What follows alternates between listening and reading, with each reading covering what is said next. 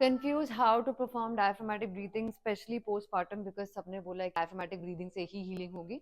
So I'm going to break it down for you in a simple way, English में, so that English and Hindi audience can understand. Hi, my name is Ishav, and I've been dealing with mothers like you since last 7-8 years, and I can understand your concerns with that hanging looking belly and urine leaking. It can get quite embarrassing. You would want to love to get back to what you were. Working with the right approach is the best thing that you can do at this time postpartum. So let's get started. So I'm going to simply explain it in a very easy way. You can watch this on repeat, to be honest, because isko bahut practice lagegi. If you're not practicing enough, you'll not get a hang of it, because everybody comes in with a little bit of compensation, means like either the ribs would be stuck or your hip would be stuck. So it's important when you get diaphragmatic breathing, right? The rib and the hip has to be connected. If it is not connected, the pressure will not be able to spread in an even way. मतलब the front, sides, back, pelvic floor और diaphragm में pressure ठीक से distribute नहीं हो पाएगा. So you can imagine your core like this can, right? The top, bottom, back and the front, they हर जगह 360 degree pressure जाना चाहिए, so that you can use your abdominal muscles to contract better. Before we start, I'm going to show how people compensate breathing. So either they would do, if I ask somebody to do deep breathing, right? So they would do pushing the air in the chest, in the neck area, and then pushing it down on the belly. So this is not diaphragmatic breathing. You know, deep breaths in yoga that we do. So diaphragm is being used in all the breathing types, but then this is not spreading air in the core canister. Diaphragm pelvic floor का coordination नहीं बैठ पा रहा है, but it's important to get and it's kind of putting a lot of pressure in the upper neck area, and that creates stiffness in the mid back, in the neck, and you're always stiff, in these parts. So it's important that we recreate the connection between the ribs and the hip bone. One, by aligning them. Two, by breathing 360 from the front to back, and even in the pelvic floor from down, front to back.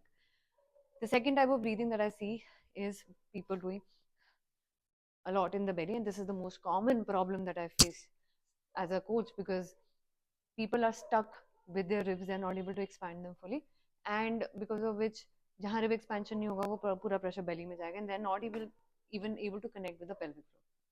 So enough with the explanation, let's get going. Do it on the floor, because floor का contact से easy explanation रहती है. Most important part is to connect the rib down and the hip in line with the rib. So what is not happening is this. So I see a lot of women in this position. So when I say pelvic tuck, matlab bringing your hip, like rotating your hip a little towards your head. So we do not want to overcompensate also. So it's just a little bit of rotation where you feel your pubic bone and your tailbone, they kind of align with each other. And with the rib, we just want to put it a little down.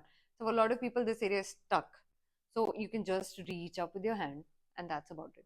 Okay?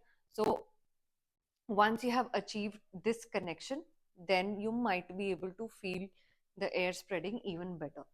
So now you have to think as if you are a jellyfish.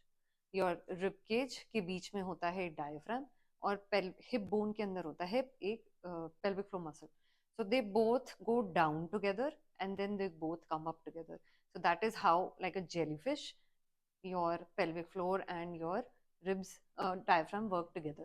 So when you inhale, you should be able to feel your ribs expanding to the side, back spreading on the floor, pelvic floor नीचे जाना चाहिए, and though you will not evidently feel like an expansion to the side, but then you should feel the pelvic floor stretching in all directions. And on the exhale, you start from the pelvic floor. So pelvic floor के तीनों exits squeeze करके you lift up. Feel the hip bones, these two hip bones coming together, and then your belly button lifting above towards your head, and then your ribs connecting down. So this is a part-to-part process. This doesn't happen in one go. So I'll repeat it. Inhaling, ribs expand, back expands on the floor, ribs expand to the side, pelvic floor में pressure नीचे जाता है. So think as if you're like literally giving this much of pressure on the pelvic floor. To inhale down, and exhale, तीनों exits, squeeze and pull towards your head very lightly. Don't do a like massive brace. Think your hip bones are coming closer towards each other, lower abs going flat, belly button lifting towards your head, and your ribs have to connect down. So you can reach up with your arm to connect your rib down. Otherwise, वो ऐसा लगेगा. The ribs are not connecting down. We need to bring the ribs down to connect. Otherwise, the core canister will feel incomplete.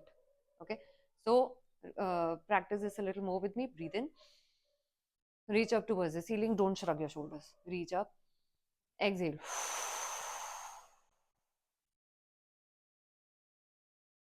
Hold at the end of exhale. Count 1, 2, 3, 4, 5. Breathe in.